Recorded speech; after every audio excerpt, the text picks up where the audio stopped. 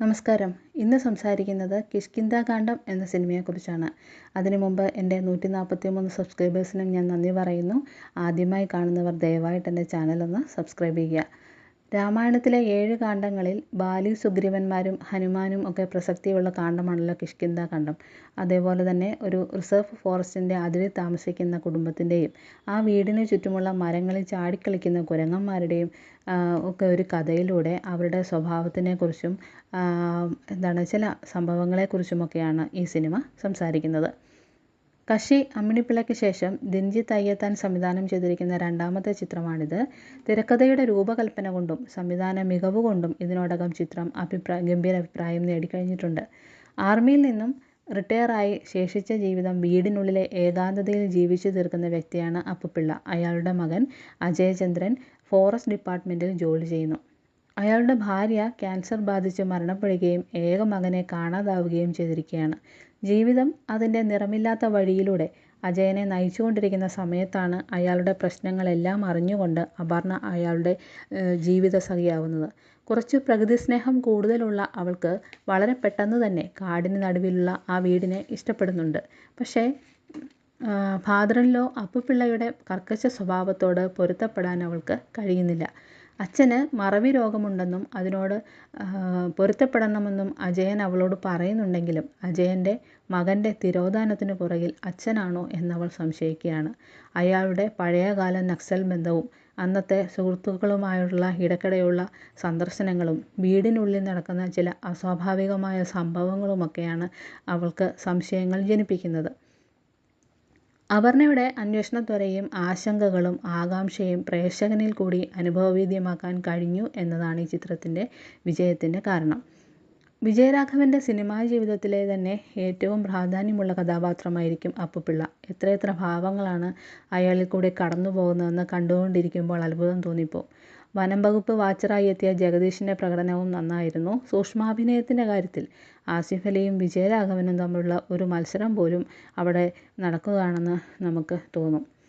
മകനെ നഷ്ടപ്പെട്ട ഒരു അച്ഛൻ്റെ വേദന ഉള്ളിൽ കല്ലുപോലെ കൊണ്ടു നടക്കുന്ന ഒരച്ഛൻ, മറവി രോഗം ബാധിച്ച അച്ഛനെ അങ്ങേയറ്റം ക്ഷമയോടെ പരിചരിക്കുന്ന മകൻ, പ്രശ്നങ്ങൾക്കിടയിലും ഭാര്യയെ ഒപ്പം കൂട്ടാൻ ശ്രമിക്കുന്ന ഭർത്താവ്, ഇങ്ങനെ മികച്ച വേഷപ്പകർച്ചകൾ ആസിഫ് അലി നടത്തുന്നുണ്ട്. പലപ്പോഴും വൈകാരികമായ അഭിനയ മുഹൂർത്തങ്ങൾ കൈയടക്കത്തോടെ കൈകാര്യം ചെയ്യാൻ ആസിഫ് അലിക്ക് സാധിക്കുന്നുണ്ട്.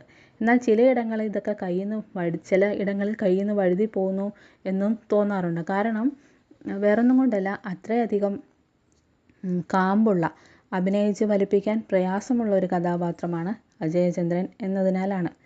മറവി രോഗം പലതരത്തിലാണല്ലോ മനുഷ്യനെ ബാധിക്കുന്നത്. ഇവിടെ അപ്പുപിള്ള തനിക്ക് ഇങ്ങനെയൊരു അസുഖമുണ്ടെന്ന് അക്സെപ്റ്റ് ചെയ്യാൻ തയ്യാറല്ല. അതുകൊണ്ട് തന്നെ എല്ലാവരോടും ദേഷ്യത്തോടെയാണ് അയാൾ സംസാരിക്കുന്നത്. മുന്നിൽ വരുന്ന ആളുകളോട് തനിക്കൊരു കുഴപ്പവുമില്ല എന്ന രീതിയിൽ സംസാരിക്കാൻ അയാൾ ശ്രമിക്കുന്നു. അതിനുള്ള ചില പൊടിക്കൈകളും അയാളുടെ പക്കലുണ്ട്.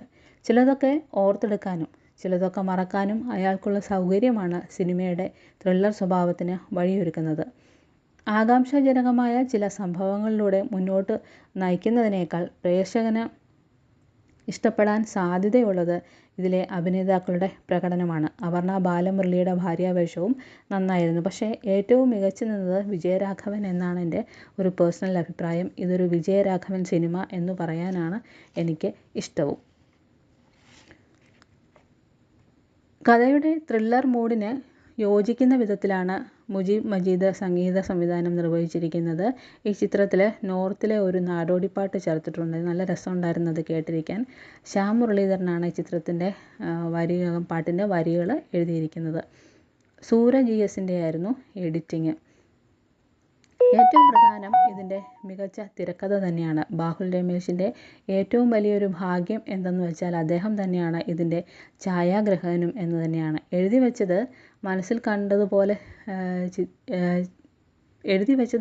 കണ്ടതുപോലെ തന്നെ ചിത്രീകരിക്കാൻ കഴിയുക എന്നത് എല്ലാവർക്കും സാധിക്കുന്ന കാര്യമല്ലല്ലോ. അത്തരത്തിൽ നോക്കുമ്പോൾ ദിൻജിത്തിന് സംവിധാനം എളുപ്പമാക്കാനും ഇതുകൊണ്ട് കഴിഞ്ഞിട്ടുണ്ടാവും. എന്തായാലും രണ്ടാം വരവിൽ മികച്ചൊരു ചിത്രം മലയാളികൾക്ക് സമ്മാനിക്കാൻ ദിൻജിത്തിന് കഴിഞ്ഞിട്ടുണ്ട്. ഫോറസ്റ്റ് ഏരിയ, ഒരുപാട് നിഗൂഢതകൾ ഒളിഞ്ഞിരിക്കുന്നൊരു വീട്, ഒരുപാട് കാര്യങ്ങൾ മറയ്ക്കുന്ന കുറേ ആൾക്കാർ, ആ വീടിനുള്ളിലെ ആൾക്കാർ, വലിയ വലിയ മരങ്ങൾ, അതിൽ കൂടെ ചാടിക്കളിക്കുന്ന കുരങ്ങന്മാർ, ഇതൊക്കെ ഒരു പ്രത്യേക അനുഭവമാണ് സിനിമ തിയേറ്ററിൽ സമ്മാനിക്കുന്നത്. മറ്റൊന്നുള്ളത്, ഈ കഥയിലെ ഒരു പ്രധാന സംഭവം, അതിനോട് ആ ഉള്ളവരുടെ ഒരു പ്രതികരണം, ഇതൊക്കെ ഒരു ചെറിയ രീതിയിലുള്ളൊരു അസ്വാഭാവികമായിട്ട് എനിക്ക് തോന്നിയിട്ടുണ്ട്. പ്രത്യേകിച്ചും കുഞ്ഞു കുട്ടികളുള്ള വീടുകളിലെ ആൾക്കാർ കുറച്ചുകൂടെ കൂടുതൽ കരുതൽ അവരുടെ കാര്യത്തിൽ കാണിക്കുമല്ലോ.